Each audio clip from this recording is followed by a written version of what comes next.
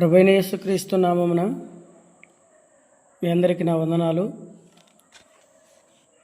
పరిశుద్ధమైన బైబిల్ గ్రంథంలో నుండి 2 తిమోతి పత్రిక 4:17 అయితే నా ద్వారా సువార్త సంపూర్ణంగా ప్రకటింపబడే నిమిత్తం అన్యజనులందరూ దాని విని నిమిత్తము ప్రభు నా పక్షముగా నిలిచి నన్ను బలపరిచిన గనుక నేను సింహము నోటి నుండి తప్పించబడి తిని. ఈ భాగంలో మనం చూసినాం సోదరుడు మరి ఎఫ్ఎస్ పీటర్ అంకుల్తో నాకున్నటువంటి అనుభవము 2012వ సంవత్సరం హెబ్రోన్లో చాలా క్లిష్ట పరిస్థితుల్లో నేను ఉన్నాను. ఆ సమయంలో మరి ఆయన హెబ్రోను ఆఫీస్ దగ్గర బయట కూర్చున్నాడు. నా పరిస్థితులు ఎరిగినటువంటి కొంతమంది సేవకులు మీరు వెళ్ళి అంకుల్తో పంచుకోండి ఒకసారి అని నాతో చెప్పాడు ఒక సేవకుడు. అప్పుడు నేను ఆయన అప్పుడే ఫస్ట్ టైం చూడడము. అయితే ఆయన దగ్గర నుండి వెళ్ళాను, కానీ ఆయన ఏమో సామాన్యమైనటువంటి వ్యక్తి అనుకొని వెళ్ళాను. అయితే అటుకు వెళ్ళిన తర్వాత ఆఫీసులో చెప్పినారు, అంకుల్ బయట ఉన్నాడు, మీరు వెళ్ళి అంకుల్ని కలవండి అని. అప్పుడు నేను అంకుల్ దగ్గరికి వెళ్తే నా పరిస్థితి అంతా కూడా నేను చెప్పుకున్నాను. అప్పుడు ఆయన చెప్పినటువంటి ఒక మాట ఏంటంటే, బ్రదర్, దేవుడు మిమ్మల్ని సేవకు పిలిచినాడు, శ్రమలు అనేటివి సాధారణంగా వస్తాయి, శరీరంలో ఉన్నంత కాలం ధైర్యంగా ఉండాలి బ్రదర్ అని చెప్పి నన్ను బలపరిచినారు. ఆ తర్వాత చిన్న వయసులో ఉండవు, దేవుని పరిచర్య మీరు ఎంతో చేయాలి, నమ్మకంగా ప్రభు కొరకు నువ్వు సేవ చేయని నన్ను ధైర్యపరిచినాడు. ధైర్యపరిచినప్పుడు నాకు చాలా సంతోషం అనిపించింది. చాలా క్లిష్టమైనటువంటి పరిస్థితుల్లో నేను ఉన్నాను. అప్పుడు నన్ను ఆ మాట బలపరిచింది. ఆయన ప్రతి విషయంలో కూడా నీకు ఎంతమంది పిల్లలు అని అడిగినాడు. నాకు 3 అంకుల్ పిల్లలు అంటే, మరి ఏం చదువుతున్నారని అడిగినాడు. చిన్న పిల్లలు అంకుల్ అంటున్నాను అన్నాను.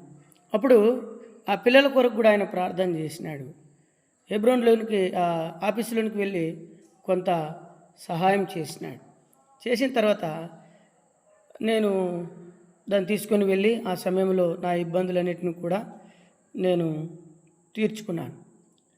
ఆ తర్వాత అలాగున అంకుల్తో ఏదైనా సమస్య వచ్చినప్పుడు పంచుకోవడం, ప్రార్థన చేయించుకోవడం, ఇలాగున మా సంబంధం పెరిగింది.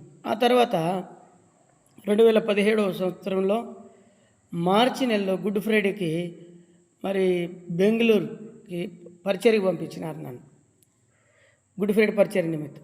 ఆ టైంలో నాకు అనుకోకుండా అపెండాక్స్ వచ్చి అది స్టమక్లోనే బ్లాస్ట్ అయింది.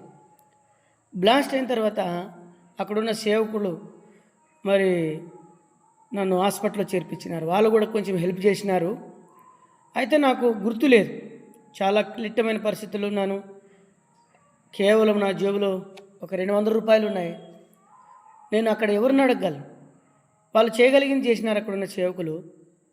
అయితే సత్యరాజ్ అన్న అని అక్కడ బెంగళూరులో సేవకుడు ఉంటాడు. ఆయన మరి ప్రార్థన చేసి ఎఫ్ఎస్ పీటర్ అంకుల్కి ఫోన్ చేసినాడు.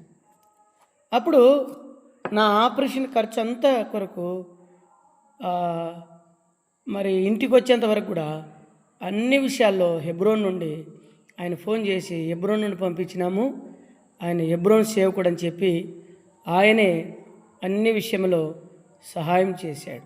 ఈ దినాన నేను ఆ రోజు డాక్టర్లు చెప్పిన మాట ఏంటంటే, ఈ వ్యక్తి బ్రతకడు, ఇంకా కష్టము అని అన్నారు. కానీ ఈనాడు బ్రతకగలిగినానంటే అంకుల్ చేసిన ప్రార్థన, అంకుల్ ఆ దినం మా కొరకు చేసినటువంటి సహాయం.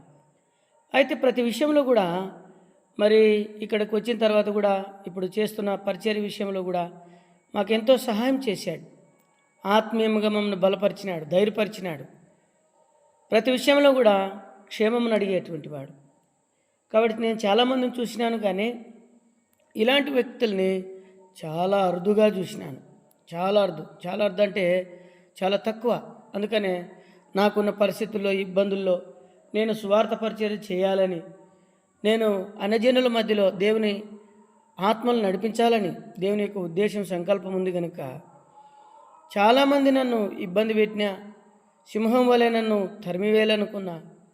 అయితే ఆయన మరి సేవకుడు పక్షాన నా పక్షంగా నిలబడి ప్రభు తన ద్వారా నన్ను బలపరుస్తూ వచ్చినాడు.